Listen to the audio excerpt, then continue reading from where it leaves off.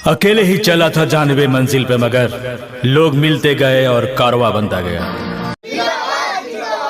मसातुल पंचायत की जनता जिंदाबाद, साहब जिंदाबाद। नमस्कार, आप देख रहे हैं बीटी न्यूज़ बिहार। मैं आपके साथ हूं अमित कौर। अभी आए हैं मसायदपुर पंचायत में, मसायदपुर गांव में। यहां सरपंच के पद पे लगातार खड़े हो रहे हैं। इनसे कुछ हम राय जानना चाहते हैं। क्या नाम हुआ सर आपका? हरिवंश पंडित।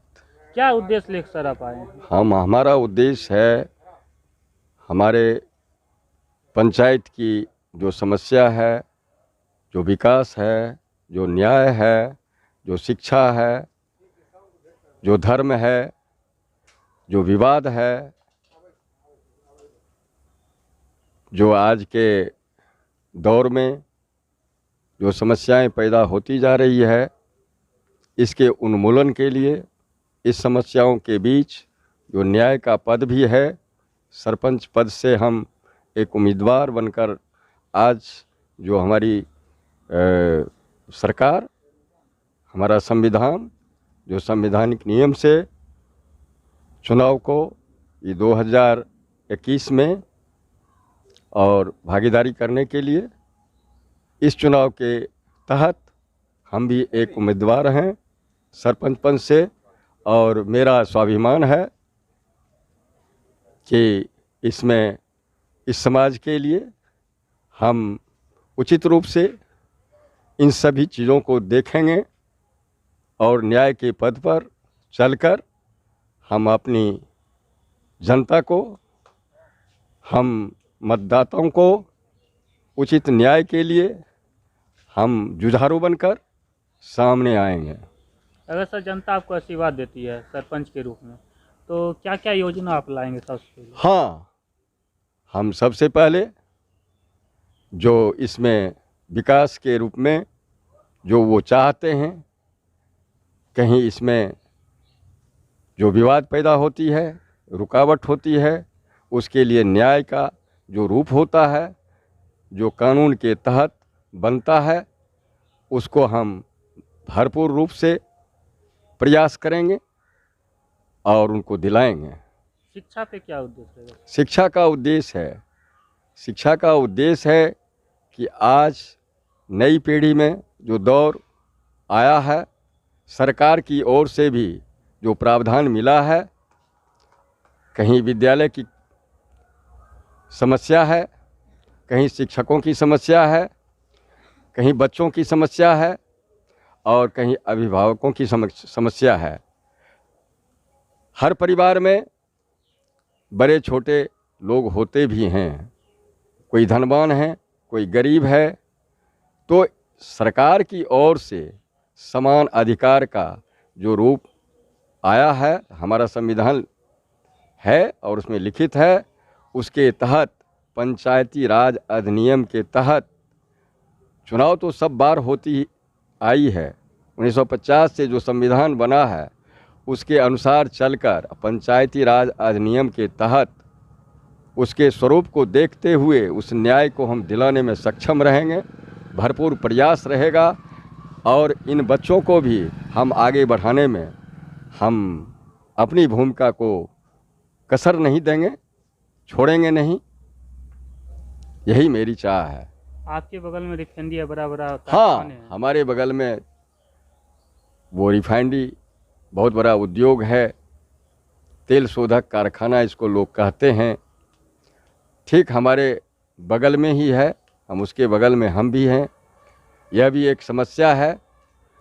इस गांव के लोग, इस पंचायत के लोग बहुत शिक्षित होकर और बैठे हैं। उनको भी चाहिए, नौकरी मिलनी चाहिए। एक विकास का यह भी रूप है। सरकार से मेरी मांग भी होगी। हम चाहेंगे कि इसके जो प्रबंधक हैं, हम चाहेंगे कि इनके मुख्य पदाधिकारी जो हैं, उन सबों के बीच हमको जाना भी पड़ेगा।